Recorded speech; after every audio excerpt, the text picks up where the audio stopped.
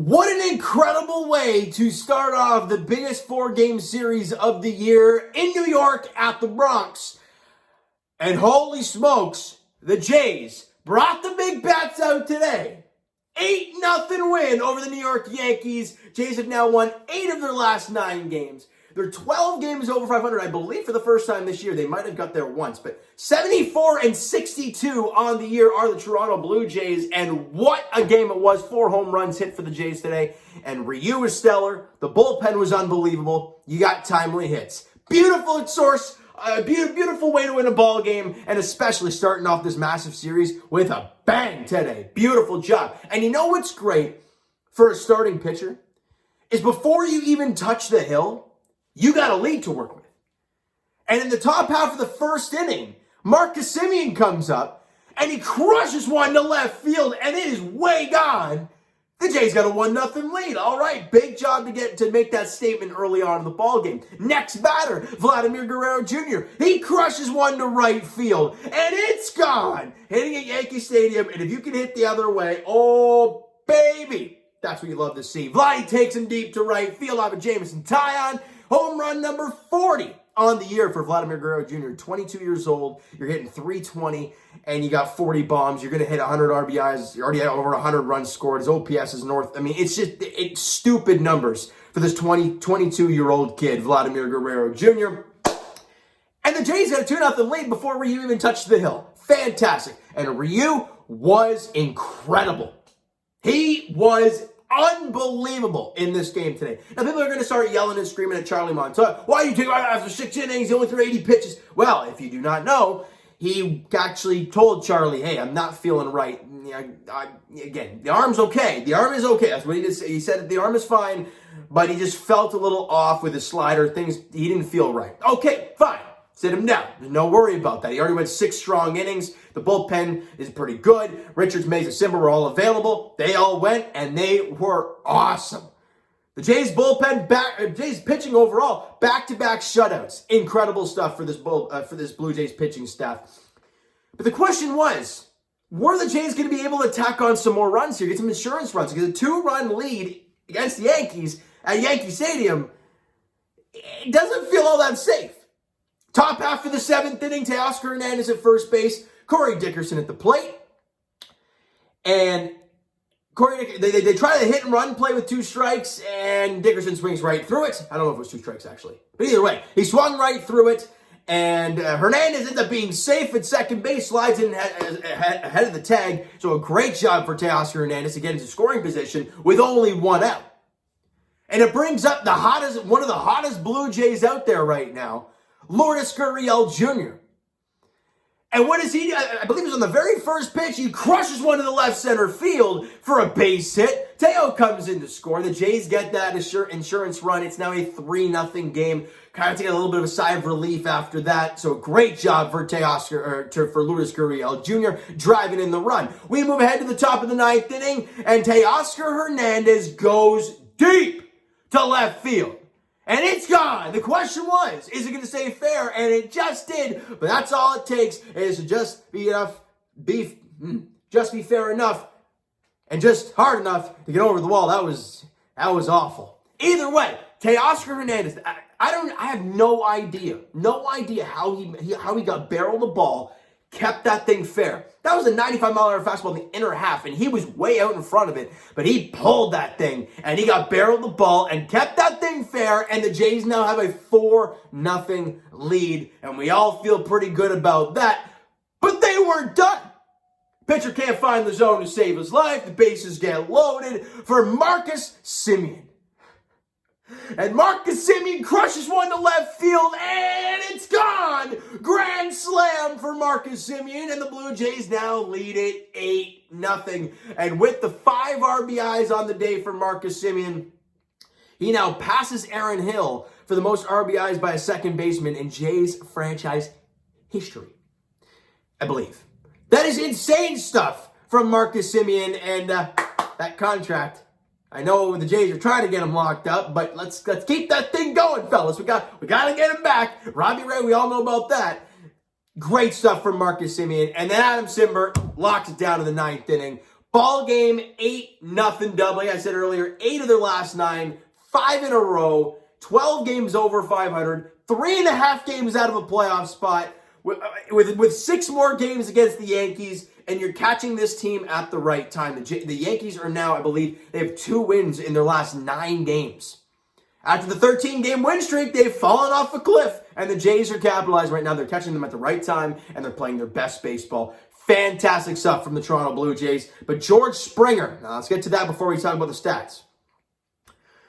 In my opinion, he has to take a couple days to just not play. All right, if he's going to not hit the IL, you got to do at least that. Because he did not look comfortable the last couple days swinging. And today he fouled the ball off that knee. And he was down and just looked ugly. He found a way to persuade Charlie to stay in the game, and then struck out the next pitch and he basically almost fell over. And I'm like, look, this guy has to. We have this guy for 5 more years, all right? I understand we're in this crazy run and whatnot. The last thing I want this guy to do is to blow out his knee and be done, right? If that means he hits the IL for 10 days and we miss the playoffs, so be it. I'd rather him for 5 years than a miracle playoff run, which is going pretty well right now. But I want George Springer around for a long time. They paid $150 million for a damn reason. And it wasn't to run his health right into the ground for this. So, in my opinion, if he's in the lineup tomorrow, you're nuts. And if that's the case, Alejandro Kirk's DHing. If Jansen or McGuire's catching, then Kirk's getting it back. He has to be able to hit. But that's just my take on that. I do not want Springer getting hurt anymore, and he's clearly not healthy. We all know that. It's no news to anybody that he's injured. The question is he able to play through it? And before today, I thought he was able to do it, just not able to field, not able to run that well, but he was able to swing the bat. Not today. Not today at all. All right, so let's get to the stats here real quick. Marcus Semien had a big day. We all know that. 2 for 5 in the game. 2 runs scored, 5 RBIs, and 2 home runs for Marcus Semien. And Vladimir Guerrero Jr. I mean, the guy's he leads the big leagues in hits. He's got 40 bombs. Leads the big leagues in OPS. He's like top 5 in RBIs? He goes 3 for 5 again today. A run scored, an RBI, and a home run. He leads the American League in batting average. Like, it's incredible, this kid. 7 hits in the ball game for the Blue Jays, 7 strikeouts. Let's get to the pitching staff here real quick. Hyunjin Ryu, as I mentioned, was absolutely stellar today. 6 innings pitched, 3 hits, 6 strikeouts, and didn't walk a single batter. It's remarkable. When Ryu is pumping strikes, things go well for him. Great job. Trevor Richards goes out there, and his stuff is filthy. I mean, his stuff is flat out nasty. And we lost Rowdy Tellez, unfortunately. He's doing pretty well in Milwaukee, but we addressed a need in getting in Trevor Richards. And again, he has team control, so it's not like it's a rental guy for a Trevor Richards. 1 inning pitched, 1 hit, 2 strikeouts, and he faced Judge, Stanton, and Rizzo. Now, Rizzo had the bunt single. He had somebody else. I forgot who did he face? Who was the other victim? I forget who it was. But no matter what, he got down 3-0 to Aaron Judge. Right? And the fact that he battled back with 2 fastballs and then struck him out on a nasty changeup, just filthy stuff. Then he got Stanton. I don't know what he threw. It did not look like a changeup that he threw to him on the strikeout pitch. But my God, Trevor Richards was really good in that inning. Like I said, 1 inning, 1 hit, struck out 2 batters. And Tim Meza, I mean, my God, that was a really quick inning from Tim Meza, who's putting up a season. Fantastic job overall for Tim Meza. 1 inning, no hits, no walks, a strikeout, and it was just a clean job from him. I think he struck out Luke Voigt, who came off the bench. And then Adam Simber went an inning, allowed 1 hit and a strikeout. Can we take in people? They had a total of 5 hits in the game today. 2 off of our bullpen. But both of those hits didn't leave the infield. Wild stuff. The bullpen was locked down, and look at this. The Jays pitching staff today did not walk a single batter. It feels like many moons ago that we allowed bases loaded walks to win a game or what. It feels like forever since that happened, because this team is a lot different now, all right? Now, tomorrow's game is massive. Obviously, the Jays and the Yankees are on totally different spectrums when it comes to how they're playing lately.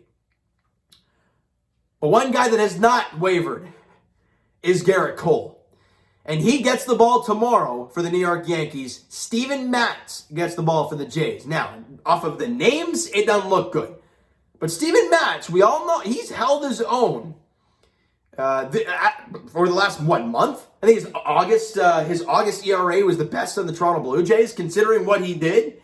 Considering all the other great starters, he led the team in ERA. It's going to be wild to see that tomorrow. But he's facing the Yankees at Yankee Stadium. It's going to be a tough one for him for sure. 7:05 first pitch tomorrow. But you win that game, you would have won six in a row. You'd be 2.5 back of the Yankees. 2.5 back of the Yankees.